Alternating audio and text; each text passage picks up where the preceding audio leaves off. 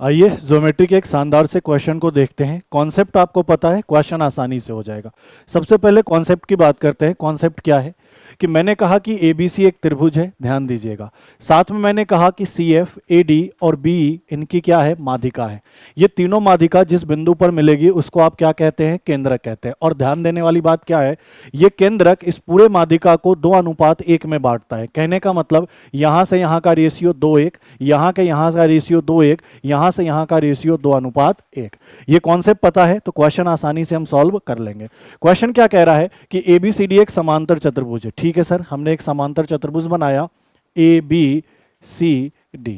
ठीक है, आपसे कह रहा है सर BD की लंबाई 18 है, मतलब यहां से यहां तक की लंबाई हमें 18 क्वेश्चन में दिया गया है।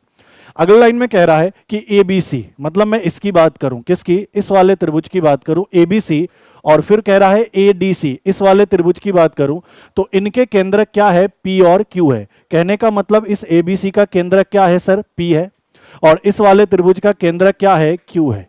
क्या यहां तक बात क्लियर है? ठीक है, आपको पता है कि अगर इस वाले त्रिभुज का ये केंद्रक है तो यहां से यहां तक का रेशियो 2:1 होगा। अगर अनुपात के मान को मैं x मान लूं तो ये 2x होगा और ये x होगा। क्लियर है? इस वाले त्रिभुज का ये केंद्रक है तो यहां से यहां तक का अनुपात 2:1 होगा। अगर उसको मैं x मानूं तो ये 2x होगा और ये क्या होगा, x होगा। क्वेश्चन के अंदर BD की टोटल लंबाई हमें क्या दी थी, 18, और यहां से टोटल लंबाई क्या होगी, 2x, x, x और 2x। इन सबको जोड़ेंगे तो कितना होगा, 6x। तो यहां से x का मान कितना आया, 3 आया।